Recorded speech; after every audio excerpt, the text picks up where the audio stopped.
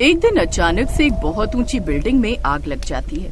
एक जवान लड़का बहुत ही ऊंचाई से उस बिल्डिंग से छलांग लगा देता है। तभी वहाँ पर भागती हुई एक मोटी लड़की उस बिल्डिंग के पास आती है और उस बिल्डिंग से गिरते हुए लड़के को कैच कर लेती है। Thank you so much aunty. Rohan के इतना बोलते ही वो मोटी लड़की विनीता उसे वहीं छोड़ देती है और भागकर अपने माँ बाप के पास चली जाती है। आंटी को क्या हुआ? चलो कोई बात नहीं, जान तो बच गई। अब जल्दी से घर जाता हूँ, माँ बाप को कुछ नहीं बताऊंगा वरना वो लोग फालतू में परेशान हो जाएंगे। रोहन एक बार फिर से उस मोटी लड़की की तरफ देखता है और बोलता है, चाची बहुत बहुत धन्यवाद मेरी जान बचाने के लिए। विनीता सड़क से एक पत्थर उठाती है और फेंक कर रोहन को मारती है, लेकिन रोहन किसी तरह बच जाता है और वहाँ से भाग जाता है। इस आंटी को आखिर हुआ क्या? आंटी बोलो तो गुस्सा हो जाती है, चाची बोलो तो भी गुस्सा हो जाती है। आखिर मैं बोलूं क्या? दादी? यही सब सोचते सोचते रोहन अपने घर पहुँच जाता है। घर का दरवाजा खुलते ही उसके माँ बाप उसे अपने गले से लगा लेते हैं और जोर जोर से रोने लगते हैं। मेरा बेटा जिंदा है। मेरा बेटा जिंदा है रोहन के पापा, मेरा बेटा जिंदा है। हाँ सुनीता, हमारा बेटा जिंदा है। पापा, माँ को क्या हो गया? बेटा, जिस बिल्डिंग में तेरा ऑफिस है उस बिल्डिंग में आग लगी है ना, न्यूज में लाइव दिखा रहे हैं। हाँ पापा, पता नहीं कैसे आग लग गई। अब कुछ दिनों तक कंपनी बंद रहेगी, घर से ही काम होगा। पता नहीं आग कैसे लग गई। खैर, रोहन आराम करता है और रात में खाना खाते समय उसकी माँ रोहन से शादी करने के लिए कहती है। बेटा, अभी तो घर से काम करना है, ऑफिस जाने की जरूरत नहीं है। इस मौके का फायदा उठा और शादी कर ले। शादी? लेकिन इतनी जल्दी शादी करने की क्या जरूरत है? जल्दी मतलब आज तू मरते मरते बचा है, जिंदगी का कोई भरोसा नहीं है बेटा, शादी कर ले। हाँ, कल घर पे ही रहना रोहन बेटा, कल लड़की वाले यहाँ आ रहे हैं। अचानक से? अरे नेक काम में देर कैसी, मेरे दोस्त की लड़की है इसलिए यहाँ आने के लिए बोल दिया। बड़ी अच्छी लड़की है, देखना। ठीक है, जैसा आपको ठीक लगे पापा। अगले दिन रोहन को देखने के लिए लड़की वाले आते हैं। रोहन के माँ बाप रोहन को कमरे से बाहर आने को बोलते हैं। रोहन जैसे ही कमरे से बाहर आता है वो हैरान हो जाता है। अरे आंटी आप? पापा, इन आंटी ने उस दिन मेरी जान बचाई थी। रोहन, मैं कुछ समझी नहीं। अरे माँ, बिल्डिंग में आग लगने की वजह से मैं खिड़की से बाहर निकलने की कोशिश कर रहा था, पर अचानक मेरा पैर फिसल गया। मैंने तो सोच लिया कि 4 माले की बिल्डिंग से गिरकर आज मैं मर जाऊंगा। तभी अचानक ये आंटी नीचे आ गई और मुझे कैच कर लिया। बस करो, बहुत हो गया। चलो माँ, इस लड़के से शादी नहीं करनी मुझे। लगता है चाची की शादी नहीं हुई अभी। रोहन, अरे यही वो लड़की है जिससे तुझे शादी करनी है। उसे आंटी कहना बंद कर, ये 21 साल की है। रोहन अपने पापा की बात सुनकर हैरान हो जाता है। देखिए, आपने मेरी जान बचाई थी, उसका कर्ज मैं किसी और तरीके से उतार दूंगा, पर मैं आपसे शादी नहीं कर सकता। मैं मोटी हूँ इसीलिए शादी के लिए मना कर रहे हैं आप, है ना? हाँ, बिल्कुल सही कहा आपने। क्यों, मोटी लड़कियों से आपको नफरत है क्या? नफरत नहीं है, पर मैं हमेशा से सपना देखता था कि मेरी बीवी पतली खूबसूरत होगी। अच्छा, तो आपको पतली लड़की ही चाहिए। मैं पतली हो जाऊं तो आपको मुझसे शादी करने में कोई तकलीफ तो नहीं होगी ना? बिल्कुल नहीं। अब तुम्हें बिल्कुल पतली सूखी हुई लड़की मिलेगी। इतना कहकर विनीता अपनी माँ को लेकर वहाँ से चली जाती है। अच्छा हुआ, ऐसी मोटी लड़की को तो मैं ही मना करने वाली थी। अरे ये बहुत अच्छी लड़की है, दिल बहुत साफ है इसका। अरे आप चुप रहो पापा, ऐसी मोटी लड़की से शादी नहीं करनी मुझे, और ये पतली नहीं हो पाएगी। आप दूसरी लड़की देखना शुरू कीजिए। ऐसे ही 3 महीने बीत जाते हैं, पर रोहन को कोई पतली लड़की नहीं मिलती। उधर ऑफिस में भी मरम्मत हो जाती है और रोहन काम पर भी जाने लगता है। रोहन की माँ, 3 महीने से ज्यादा हो गए कोशिश करते करते, हम रोहन की शादी भी नहीं करा पाए। इस शहर में कोई पतली लड़की नहीं बची क्या? तभी अचानक से कोई दरवाजा खटखटाता है। रोहन की माँ दरवाजा खोलती है। आइए पंडित जी, क्या हाल चाल है? हाल चाल छोड़ो, ये देखो एक लाश लड़की बची हुई है। पतली है ये, बड़ी मुश्किल से मिली है ये लड़की। अरे वाह, ये लड़की तो बिल्कुल दुबली पतली है। पंडित जी, इससे पहले इसे कोई दूसरा उड़ा जाए, जल्दी से इसके साथ रोहन की शादी तय करते हैं।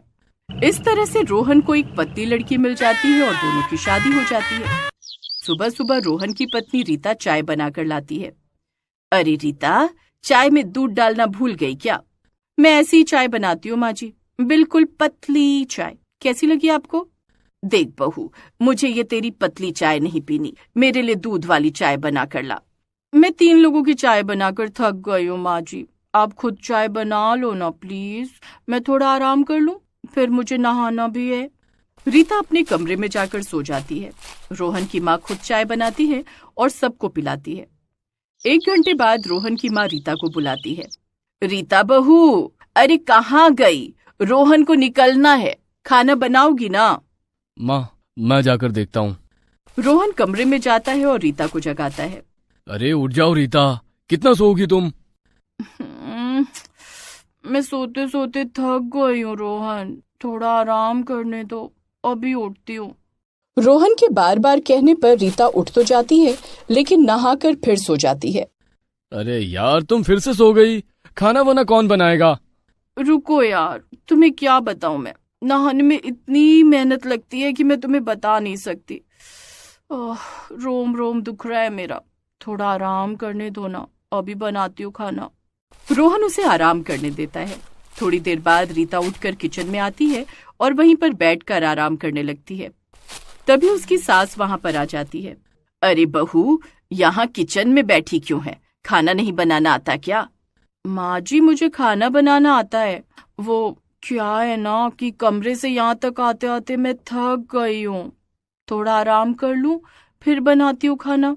इस तरह रीता का हर काम 1-2 घंटा लेट में होता है। खैर, रीता रोहन को छोड़ने दरवाजे तक जाती है। जब रोहन चला जाता है तब रीता जैसे ही दरवाजा बंद करती है वैसे ही बेहोश होकर गिर जाती है। अरे सुनती हो? बहू को उठाओ, वो गिर गई। रीता की सास भागकर उसके पास आती है, उसे होश में लाने की कोशिश करती है, पर वो होश में नहीं आती। मैं डॉक्टर को फोन करता हूँ। रोहन के पिता डॉक्टर को फोन करते हैं। थोड़ी देर बाद डॉक्टर आते हैं और उसका चेकअप करते हैं। डॉक्टर साहब, कोई खुशखबरी है क्या? अरे नहीं, आपकी बहू तो बहुत कामचोर है। ये बेचारी आराम करते करते थक गई है, इसलिए इसका ब्लड प्रेशर डाउन है, थोड़ी देर बाद होश आ जाएगा। डॉक्टर साहब उसे दवाई देकर चले जाते हैं। थोड़ी देर बाद उसे होश आ जाता है। शाम को जब रोहन घर आता है तो उसे सारी बात पता चलती है। रोहन, तुझे पतली लड़की चाहिए थी ना, अब झेल।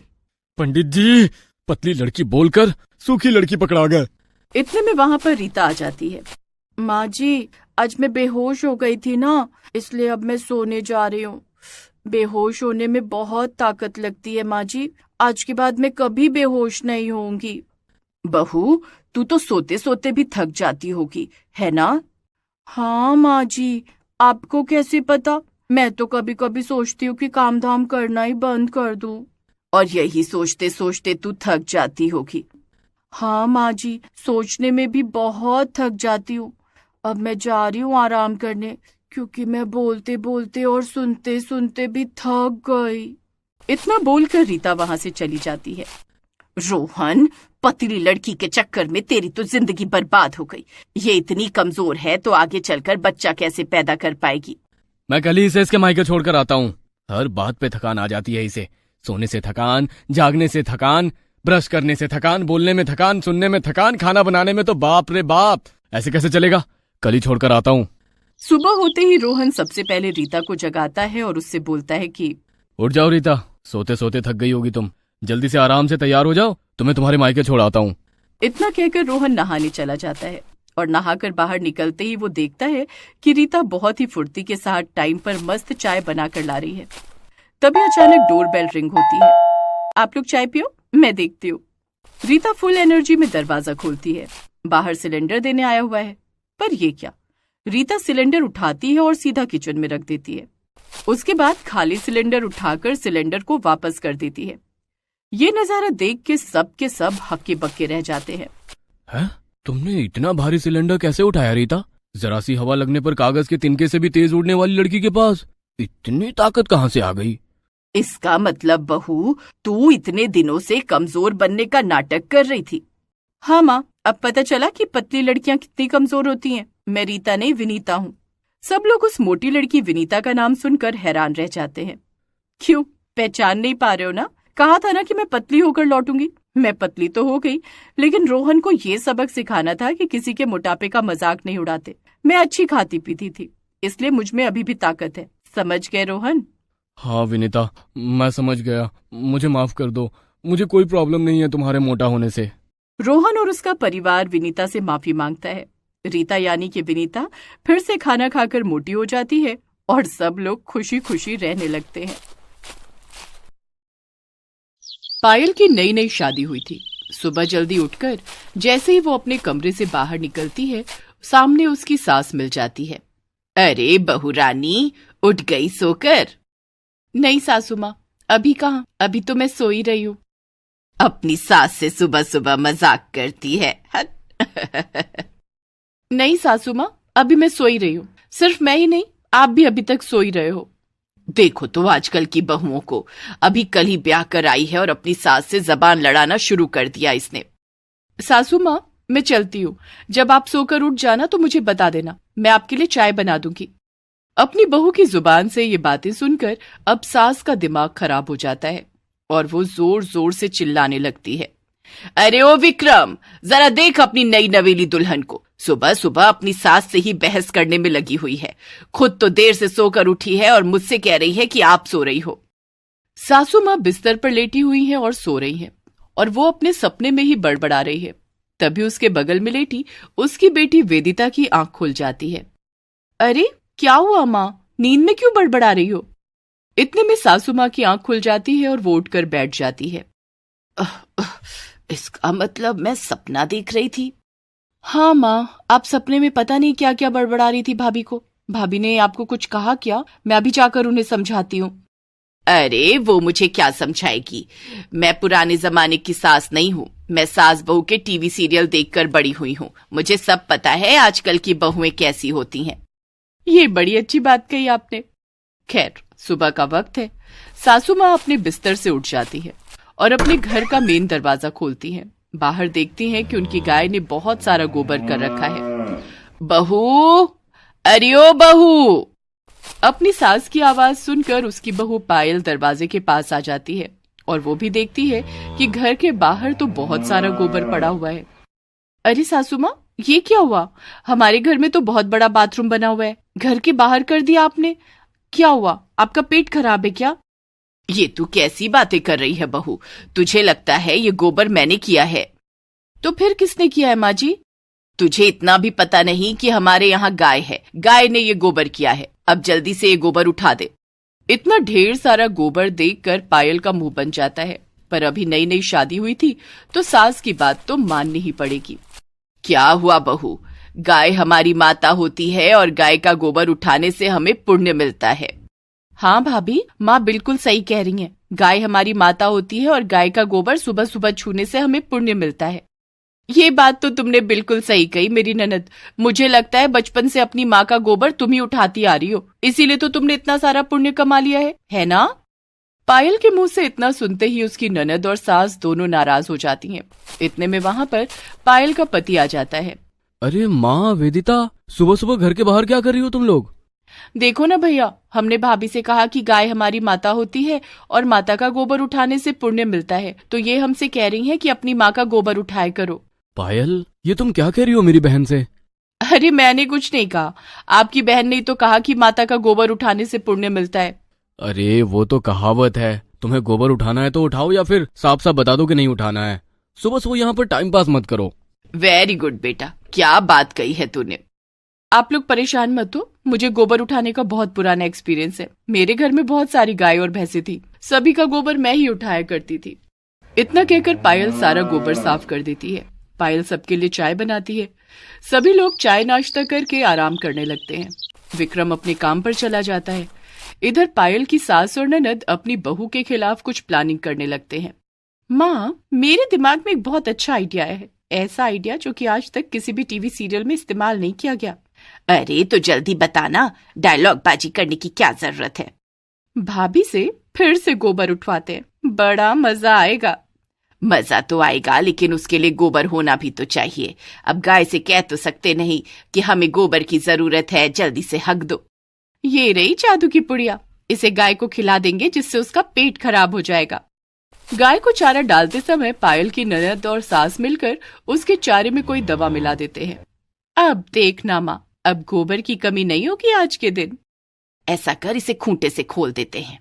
सास और ननद मिलकर गाय को खूंटे से खोल देती हैं। गाय चारा खाती है और थोड़ी ही देर बाद पूरे आंगन में गोबर करने लगती है। माँ, माँ, जल्दी आओ, कमाल हो गया। अरे क्यों चिल्ला रही है बेटा, क्या हो गया? ये देखो माँ, पूरा आंगन गोबर से भर चुका है। अब जा, जल्दी से बहू को बुला कर ला। मैं अभी भाभी को भेजती हूँ आपके पास। वेदिता अपनी भाभी को आंगन में भेज देती है और खुद कमरे में आराम करने लगती है। बहू, ये देखो ना, गाय ने कितना सारा गोबर कर दिया। अब जल्दी से इसे साफ कर दे। इतना सारा गोबर, वो भी सिर्फ एक गाय ने? माँ जी, मुझे लगता है अपनी गाय का पेट खराब हो गया है। अरे बहू को कैसे पता चला? खैर मैं सास हूँ, हार नहीं माननी। अरे माँ जी, क्या सोच रही हो? पूरे आंगन को गंदा कर दिया इस गाय ने। मुझे कुछ नहीं पता। अब जल्दी से सारी सफाई कर दे, वरना रात में तेरा पति आएगा तो उसे बहुत बेकार लगेगा। पायल को अपनी सास और ननद के ऊपर थोड़ा बहुत शक हो गया था, लेकिन उस समय उसने कुछ नहीं कहा और 1 घंटे के अंदर सारा आंगन साफ कर दिया। अब दोनों सास और ननद अपने कमरे में बैठकर मजे कर रही हैं। गोबर साफ करते करते मेरे अंदर से भी गोबर की बदबू आने लगी है, जाकर नहा लेती हूँ। देखा माँ उस बुढ़िया का कमाल, अभी तो हमारी गाय ने ज्यादा गोबर किया ही नहीं है। शाम तक देखना गोबर का भंडार खड़ा हो जाएगा आंगन में। सारा गोबर भाभी से साफ करवाएंगे। बहुत मजे ले रही थी ना आपके। पायल बाथरूम की तरफ बढ़ रही थी, लेकिन तभी उसने अपनी सास और ननद के बीच की सारी बातें सुन ली। अच्छा, तो ये सब कुछ मेरी प्यारी ननद और मेरी सासू माँ ने मिलकर किया है।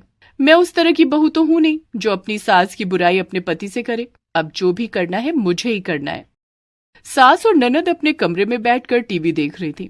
इसी बात का फायदा उठाकर पायल नहाने का प्लान कैंसिल कर देती है और अपनी गाय के पास चली जाती है। गाय माता, मेरी सास और ननद को माफ कर देना। मुझे परेशान करने के लिए उन दोनों ने आपको परेशान किया है। आपका पेट खराब हो गया और आपको तकलीफ भी हो रही होगी, लेकिन आप किसी से कह नहीं सकती। दोपहर का वक्त हो रहा है, यहाँ धूप में आप खड़ी रहोगी तो बीमार हो जाओगी। चलो मेरे साथ, आप भी घर के अंदर चलो, आखिर आप हमारी माता जी हो। पायल अपनी सास का कमरा बाहर से बंद कर देती है, जिसका पता उन्हें नहीं लगता, और गाय को घर के अंदर ले आती है। हे गाय माता, अब तुम इस पूरे घर में आराम करो। यहाँ पर तुम्हें धूप नहीं लगेगी। मैं जरा नहा कर आती हूँ। पायल नहाने चली जाती है, लेकिन कुछ ही देर में गाय घर के अंदर जगह जगह गोबर कर देती है। सोफे पर, बेड पर, यहाँ तक कि किचन के अंदर तक वो गोबर करने लगती है। अरे माँ जी, वेदिता, ये देखो क्या हो गया। पायल उनके कमरे की कुंडी बाहर से खोल देती है और उन्हें बाहर बुला लेती है। अब उसकी सास और ननद देखते हैं कि घर के अंदर हर जगह गोबर पड़ा हुआ है, जिसे देखकर दोनों परेशान हो जाती हैं। उसका पति भी वहां पर आ जाता है। अरे माँ, पायल, वेदिता, ये क्या हो गया? हमारे पास केवल एक गाय है, इतना सारा गोबर कर दिया उसने। घर के अंदर कैसे आई? हमें क्या पता बेटा। बहू, कहीं तूने जानबूझकर तो गाय को घर के अंदर नहीं छोड़ दिया। माँ जी, आपको तो पता ही है, पूरे आंगन का गोबर साफ करके मैं तो नहाने चली गई थी, अभी अभी आई हूँ। लगता है गाय का पेट खराब हो गया है। मैं डॉक्टर को बुला कर लाता हूँ। माँ, वेदिता, पायल, तुम तीनों मिलकर जल्दी से सफाई कर दो, वरना डॉक्टर साहब क्या सोचेंगे। विक्रम वहां से चला जाता है। तभी गाय घर के अंदर आ जाती है और बेहोश होकर गिर जाती है। वेदिता, ये सब कुछ हमारी वजह से हुआ है। बहू से बदला लेने के चक्कर में हमने अपनी गाय माता को ही बीमार कर दिया। अब तीनों लोग मिलकर पूरा घर साफ करती हैं। वेदिता, जिसने कभी गोबर छुआ भी नहीं था, वो भी अब गोबर साफ करने लगती है। सफाई होने के बाद डॉक्टर साहब आ जाते हैं। लगता है आपकी गाय ने कुछ बुरा खा लिया है। 1 हफ्ते लगेंगे इसके पेट सही होने में। अच्छा हुआ आपने बुला लिया, वरना कुछ भी हो सकता था। ये सब कुछ हमारी वजह से हुआ है। ये तुम क्या कह रही हो माँ? पायल की सास सारी सच्चाई अपने बेटे और डॉक्टर के सामने बता देती है। आज के जमाने की सास होने के बावजूद आप अपनी बहू के साथ ये सब करती हैं? इतना कहकर डॉक्टर वहां से चला जाता है। ये सब कुछ सास बहू वाले टीवी सीरियल देखने का नतीजा है। टीवी सीरियल देखना चाहिए, लेकिन उसका प्रभाव खुद के ऊपर नहीं पड़ने देना चाहिए। हमें माफ कर देना बहू। पायल की सास और ननद पायल से माफी मांगती हैं और उसके बाद मिलजुल कर बहुत ही प्रेम से आपस में रहने लगती हैं।